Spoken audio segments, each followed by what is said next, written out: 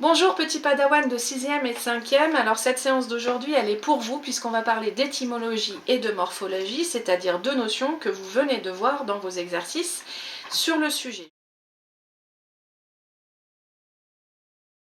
L'étymologie, c'est l'étude de l'origine des mots, parce que la langue française, elle ne s'est pas formée du jour au lendemain, et surtout elle ne s'est pas formée à l'époque de l'Homo sapiens, qui d'un seul coup se serait mis à parler la langue que nous aussi nous parlons. Sur le territoire qui allait devenir plus tard la Gaule et qui allait devenir encore plus tard la France, la langue a beaucoup évolué. On va parler du latin. 80% des mots que nous employons aujourd'hui sont issus du latin, qui s'est déformé avec le temps, et ils sont passés par un stade de langue qu'on appelle l'ancien français, pour devenir aujourd'hui le français moderne. Et la langue, elle est encore en évolution. Il y a des mots qui existent aujourd'hui dans la langue française, ou qui sont en train d'entrer dans la langue française, et qui n'existaient pas il y a 2 ans, il y a 10 ans, il y a 100 ans, et évidemment il y a 1000 ans.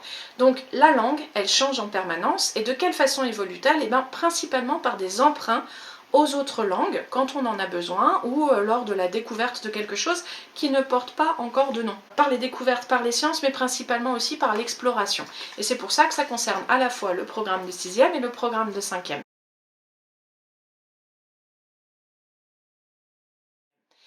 La morphologie, c'est la façon dont un mot est composé. En fait, on peut parler aussi de formation du mot.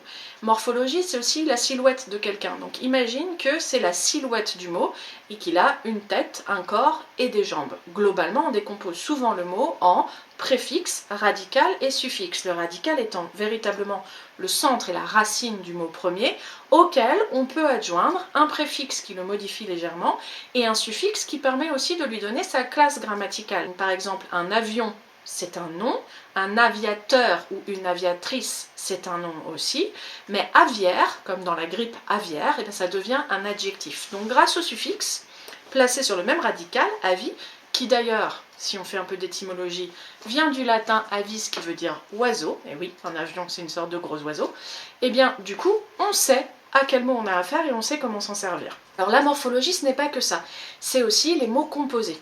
Les mots composés, on en a en français que tu connais très bien. Une chauve-souris, un porte-monnaie par exemple.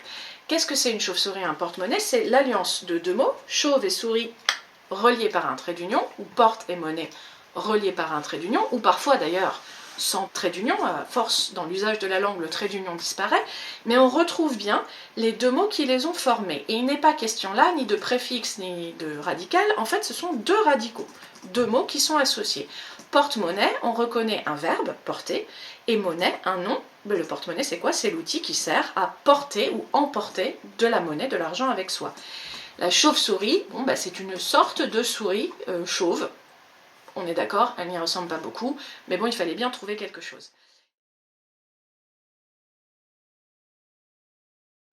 Eh bien, quand on fait à la fois de la morphologie et de l'étymologie, ça donne une étude d'un mot comme par exemple dinosaure, dans lequel on retrouve la composition. Alors dinosaure, qu'est-ce que c'est? C'est un mot qui vient du grec, qui n'est pas en grec, qui est un mot français, mais pour le fabriquer, on a pris deux mots grecs, deinos, effrayant, et sauros, lézard. Pourquoi? Parce qu'au 19e siècle, le premier savant qui a vu son premier fossile de dinosaure a trouvé que ça faisait gros pour un lézard et que ça faisait assez peur. Alors il a décidé de l'appeler lézard effrayant. Mais lézard effrayant en français, ça fait pas terrible et surtout ça fait pas très sérieux. On est allé puiser dans les ressources du grec ancien, qui est la langue que respectaient les Romains. Et donc finalement, retourner aux racines de cette langue qui est respectée, qui est considérée comme une ressource, et ben ça faisait bien. Donc on a appelé le dinosaure Deinos, sauros, dinosaure, lézard effrayant. C'est la même démarche avec l'hippopotame, sauf que ce mot-là nous vient déjà des Grecs eux-mêmes. Alors il faut te mettre à la place de l'explorateur grec qui arrive pour la première fois sur les rives du Nil et qui voit pour la première fois un hippopotame et qui se dit mais quelle est cette chose, cette créature et comment est-ce que je vais l'appeler? Eh bien je vais l'appeler cheval parce qu'il ressemble vaguement à un cheval, grosse tête, grandes dents, grosses pattes, du fleuve, parce que là tout de suite il est en train de se baigner dans le Nil. Et ça donne quoi? Ça donne hippos, le cheval, et potamos, le fleuve, hippopotame, le cheval du fleuve. Il n'y a pas plus simple. Les Grecs ont beaucoup fonctionné comme ça. Il y a un mot par exemple de la langue grecque que j'aime beaucoup. La première fois qu'ils ont vu une girafe aussi, les Grecs, ils ont fait exactement la même chose. Ils se sont dit, quelle est cette créature étrange, à quoi ressemble-t-elle?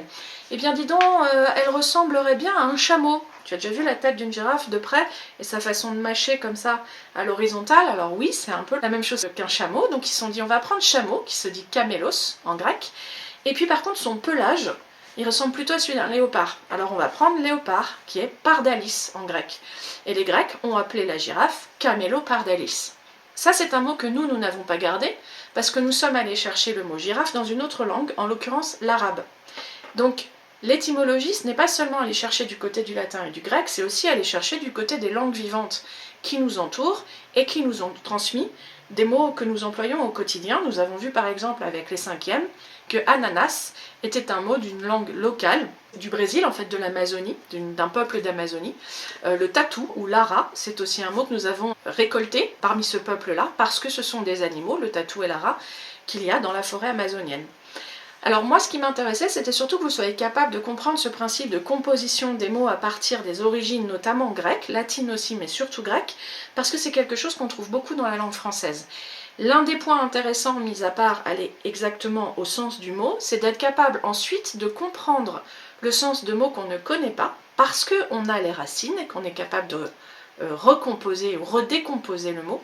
Et puis aussi l'orthographe. Quand on sait qu'un mot vient du grec et qu'on entend le son fe, nécessairement il va s'écrire avec un ph, parce que les Grecs n'avaient pas la lettre F. Ils ont une autre lettre, qui s'appelle phi, et qu'on a toujours transcrit en ph. Donc c'est assez important en termes d'orthographe d'arriver à se dire je reconnais l'origine grecque et donc je ne me trompe pas sur la façon d'écrire le mot. D'ailleurs dans orthographe, tu entends toi-même, orthographe, le son feu, ph, ça t'explique déjà une des premières règles d'orthographe à laquelle tu peux être confronté.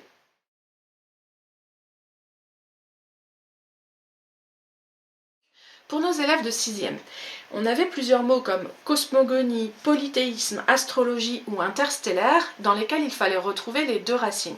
Cosmogonie, cosmos, je vais le faire dans le bon sens pour toi, cosmos, et génos. Cosmos l'univers et génos la naissance, le mot qui a donné d'ailleurs le gène qu'on a dans l'ADN ou l'arbre généalogique. Vous deviez aussi travailler sur certaines de ces racines, des racines très courantes comme phonos, qui est un nom grec qui veut dire le son, et qu'on retrouve dans téléphone. Téléphone, le son à distance, ou plutôt le moyen qui permet de s'entendre à distance. Graphein, qui est un verbe qui veut dire écrire et qu'on retrouve par exemple dans orthographe. Qu'est-ce que c'est que l'orthographe? Graphein, écrire, orthos, correct ou droit. L'orthographe, c'est le fait d'écrire correctement. Une autre racine très courante, logos, qui a donné la terminaison de beaucoup de sciences chez nous, logie, ou beaucoup de scientifiques, log ou logiste. Eh bien, logos, en grec, c'est un triple sens. Le discours, la parole, on va dire un double sens, discours, parole, mais aussi science ou étude. D'ailleurs, on le retrouve dans étymologie et morphologie. Finalement, il est très fréquent celui-ci. Alors je ne vous reprends pas tous les exemples qu'on avait, mais ce principe de composition, c'était aussi celui que je vous demandais, vous, d'appliquer, par exemple en essayant de fabriquer vous-même le mot qui veut dire étude de l'écriture. Alors si on se base sur le grec, graphein, écrire, et logos, étude, eh bien la graphologie, c'est l'étude de l'écriture. Vous aviez également naissance d'une étoile. On sait que cosmogonie, c'est la naissance de l'univers. On sait que astron, en grec, c'est une étoile. Et bien finalement, une astrogonie, c'est la naissance d'une étoile. Et puis, une musique mélangeant plusieurs sons, comme par exemple les très célèbres musiques et chansons corses. Eh bien, le son phonos, qu'on va mettre à la fin. Et tu connais déjà poloi, en grec, plusieurs, qu'on retrouve dans polythéisme. Une polyphonie, une musique où on entend plusieurs sons mélangés. Pour les élèves de 5e, sur le même principe, eh bien vous aviez un certain nombre de racines assez intéressantes que vous pouviez retrouver, par exemple patabiologie, pata qui veut dire à peu près, bios qui veut dire la vie et logos, donc biologie, science de la vie finalement, patabiologie, à peu près les sciences de la vie, c'est-à-dire plutôt quelque chose pour faire rire de la vraie fausse biologie. Et vous aviez les rhinogrades, par exemple, rhino, que l'on trouve dans rhinocéros. Rhinokéros, c'est celui qui a une corne sur le nez. Et les rhinogrades, ceux qui marchent sur leur nez. Vous aviez aussi des mots qui, eux, n'étaient pas fabriqués par composition et héritaient directement du latin, comme muséum ou opus. à retrouver dans le texte premier. Et par composition, je vous avais demandé de vous intéresser aussi à des personnages issus du bestiaire imaginaire, de l'imagination de certains auteurs. Donc j'étais partie sur Avatar, par exemple, avec les deux créatures que sont l'Hexapède et le Thanator, en vous demandant de retrouver lequel était l'Hexapède et lequel était le Thanator. Eh bien, en se basant sur l'étymologie, c'est assez facile de comprendre ce qu'auraient ressenti les premiers savants fictifs qui ont mis le pied sur Pandora à la vue de ces deux créatures. L'Hexapède, très simple, c'est celui qui a 6 hexa, pieds, pède, très facile. Et le Thanator, eh bien, c'est un prédateur terrible avec ses dents absolument abominables, une espèce de mélange entre le loup, le tigre et toutes les créatures de la jungle qui peuvent angoisser l'explorateur. Et Thanator, ça vient d'un mot grec très simple, Thanatos, qui veut dire tout simplement la mort. Thanator, c'est celui qui donne la mort. Donc difficile de confondre, puisque l'Hexapède, qui est un gentil herbivore, ne risque pas de donner la mort et de faire peur aux explorateurs. Et enfin, si on se base sur le bestiaire de Troie, il y avait parmi les 3 créatures que je vous ai données, une créature en particulier dont le nom était formé de façon assez amusante sur des mots issus du grec et du latin. La fluxole capophage. Alors fluxole, on pouvait reconnaître une racine latine qui a donné un mot que nous connaissons, le flux chez nous, le flux et le reflux de la mer, flux avancé, reflux et reculé.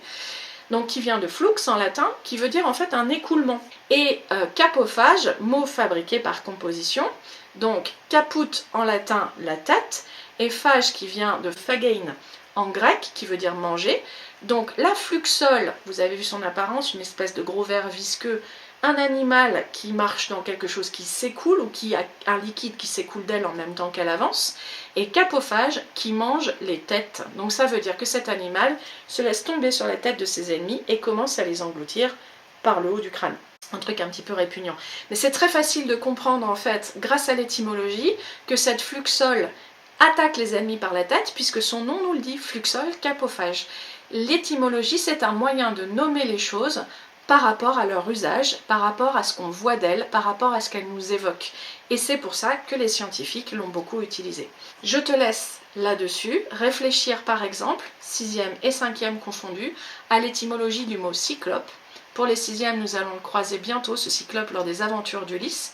Et pour les 5e, tu l'as normalement déjà vu l'année dernière. Le cyclope, je rappelle que c'est un géant qui a un seul œil rond au milieu du front. Imaginez bien ce que peut vouloir dire cyclope, dans lequel vous devez reconnaître les 2 racines.